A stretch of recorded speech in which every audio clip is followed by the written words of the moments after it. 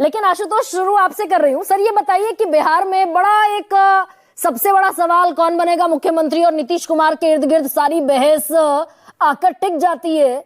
ये आरजेडी खेला कर सकती है क्या बिहार में? कुछ और ही गेम पलट सकता है क्या? देखिए, मुझे तो ऐसा नहीं लगता कि पाटलिपुत्र की जमीन जो है वो वीरों से का काल पड़ गया है वहां पे, कि पहले 15 साल लालू प्रसाद यादव और राबड़ी देवी सरकार चलाएंगे और उसके बाद नीतीश कुमार 20 साल सरकार चलाएंगे। क्या इनके अलावा वहां कोई टैलेंटेड लीडरशिप नहीं है क्या? और इन पिछले 30 सालों के अंदर बिहार का हुआ क्या? पिछले 35 सालों में अगर आप देखें, बिहार आज भी गरीबों में सबसे गरीब है, सारे इंडिकेटर्स में सबसे गरीब है, सबसे पीछे है। तो इसका मतलब ये कि अब 20 साल के बाद कम से कम एक नया चेहरा बिहार के अंदर आना चाहिए, नए लोगों को मौका मिलना चाहिए।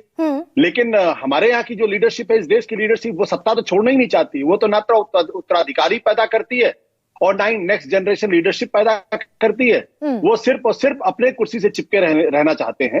तो मुझे लगता है कि 20 साल के बाद अब ये आदर्श स्थिति है जब बिहार के अंदर बदलाव होना चाहिए। मैं पार्टी के संदर्भ में बदलाव की बात नहीं कर रहा हूं, मैं कह रहा हूं लीडरशिप के संदर्भ में बदलाव होना चाहिए। लेकिन मैंने जो आंकड़े रखे सर, भाई कोई बहुत बड़ा फासला तो था नहीं पिछली बार। 110 सीटें महागठबंधन को मिली, मात्र 12 सीटें अगर और मिल जाती तो दावेदार खड़ा हो जाता महागठबंधन की, भाई सरकार हम भी बना सकते हैं। तो 12 सीटें, ये कोई बहुत ट्रिकी गेम है महागठबंधन के लिए, या अचीवेबल भी हो सकता है इस बार कुछ? देखिए, अगर आप 12 सीटों के हिसाब से देखेंगे तो आपको लगेगा कि 12 सीटों का फर्क है, लेकिन अगर आप वोट शेयर के हिसाब से देखेंगे तो 0.03% का फर्क था सिर्फ। और मैंने जो जोड़ा है तकरीबन 11,000 वोटों का फर्क था दोनों के बीच में। और अंतिम समय तक तो ये भी खबर आई थी कि भाई कुछ ऐसा हुआ है जिसकी वजह से तेजस्वी की सरकार नहीं बनने दी गई। और ये वो वक्त था, 2020 का वक्त ऐसा था जब नीतीश कुमार, नरेंद्र मोदी दोनों एक साथ एक प्लेटफॉर्म पे थे और दोनों अपनी लोकप्रियता के चरम पर थे। अगर ऐसा कहा जाए तो कम से कम नरेंद्र मोदी तो अपनी लोकप्रियता के चरम 303 लोकसभा की सीटें लेकर आए थे बिल्कुल। और बिहार के अंदर भारतीय जनता पार्टी को 54% वोट मिला था और भारतीय जनता मतलब एनडीए को 54% वोट मिला था। 54 एनडीए और महागठबंधन के बीच में 24% वोटों का फर्क था। लेकिन उसके बाद जब विधानसभा के चुनाव होते हैं तो 0.03% आकर रुक जाता है।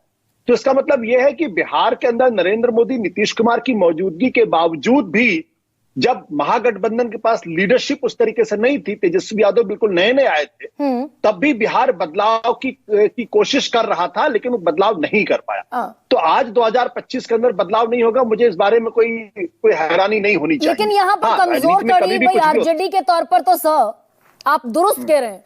आरजेडी तो 2015 में भी 80 सीटें लेकर आई, 2020 में 75 सीटें, 5 सीटें कम हुई, वोट शेयर बढ़ा, लेकिन और वोट शेयर बढ़कर हो गया 23%। आप जो कह रहे हैं कि 11,000 वोटों का फासला था, 82 लाख वोट मिले बीजेपी को और 73 लाख वोट मिले आरजेडी को।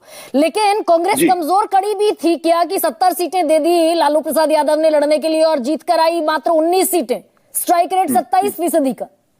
नहीं, देखिए वो गठबंधन तो कांग्रेस का आज भी इनके साथ होगा और वो RJD, Congress party, left front, कुछ वो आज भी एक साथ खड़े हैं मजबूती के साथ। देखिए, पिछली बार जो खेल हुआ था वो खेल कांग्रेस की वजह से तो थोड़ा गड़बड़ जरूर हुआ था, इसमें कोई दो राय नहीं है। लेकिन हम ये भूल जाते हैं कि एमआईएम की तरफ से करीब 5-6% वोट उनको भी मिला था। अगर वो एमआईएम नहीं खड़ी होती और उनके नेतृत्व वाले गठबंधन अगर नहीं खड़ा होता तो शायद वो वोट महागठबंधन के पास जा सकता। हालांकि कहना बहुत मुश्किल होता है कि जब वोट किधर जाएगा, बट पॉसिबिलिटी, प्रोबेबिलिटी यही देखी जाती है। मेरा अपना मानना है कि इस बार 2025 का जो विधानसभा का चुनाव होगा वो एनडीए गठबंधन के लिए कोई बहुत आसान लड़ाई नहीं होने वाली है। दिक्कत पैदा होगी और काफी दिक्कत पैदा होने वाली इस बार।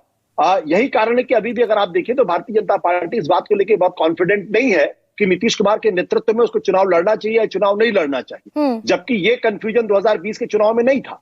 तो अभी, हालांकि अभी भी 7-8 महीने का वक्त है, तो अगर भारतीय जनता पार्टी को यह लगता है कि नीतीश कुमार ही चेहरा बनते हैं तो ये एक और ये भी दर्शाता है कि भारतीय जनता पार्टी के पास नीतीश कुमार के पिछलग्गू बनने के अलावा उनके पास कोई प्लान भी है ही नहीं। नहीं, मैं और अगर अभी अगर सिर्फ महागठबंधन पर ही मैं बात करूं, इस बार भी आरजेडी पहली बार के ट्रायल को मद्देनजर रखेगी क्या? टेबल पर जब सीट शेयरिंग के लिए बैठेंगे कांग्रेस और आरजेडी, भाई 70 सीटें दी, 27% का स्ट्राइक रेट, मात्र 19 सीटें जीत कर आए, तो आर्म ट्विस्ट करती हुई आरजेडी कांग्रेस का नजर आएगी क्या?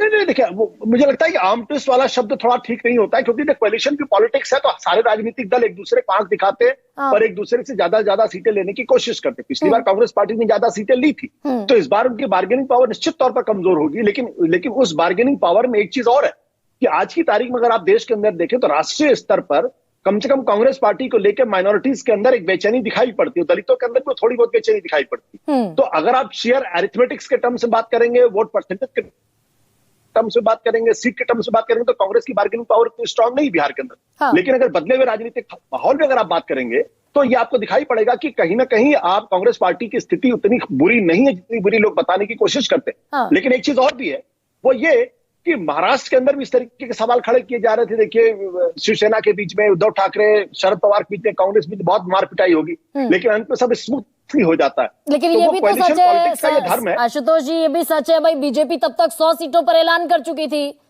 यहां सीट शेयरिंग पर गुत्थम गुत्थी चल रही थी महाराष्ट्र में, ये भी सच है। वो चलेगी, इसलिए गुत्थम गुत्था चलती रहती है। लोकसभा के चुनाव में महागठबंधन जो महाराष्ट्र के अंदर जो क्या कहते हैं, महाविकास आघाड़ी को कामयाबी मिल गई, विधानसभा के चुनाव में महायुति को कामयाबी मिल गई। तो उस तरीके से देखिए, राजनीति के अंदर उस तरीके चलता रहता है, कब माहौल बदल जाए, कब वोटर का मूड बदल जाए, वो अलग तरीके अपना तरीके। आज की तारीख में जब मैं आपसे बातचीत कर रहा हूँ, 8 महीने बाद क्या होता है मुझे नहीं मालूम। आज की तारीख मुझे लगता है कि भारतीय जनता पार्टी लेड गठबंधन को नीतीश कुमार के अलावा किसी नए चेहरे पर फोकस करना चाहिए, और नीतीश कुमार को भी तय कर लेना चाहिए। 20 साल आपने बिहार के अंदर मुख्यमंत्री का काल देखा है, और कम से कम पिछले 5 साल के अंदर नीतीश कुमार ने ऐसा कोई काम नहीं किया उनकी सरकार ने जिसके आधार पर आज वो वोट मांगने जा सकते, सिवाय लेकिन क्या ये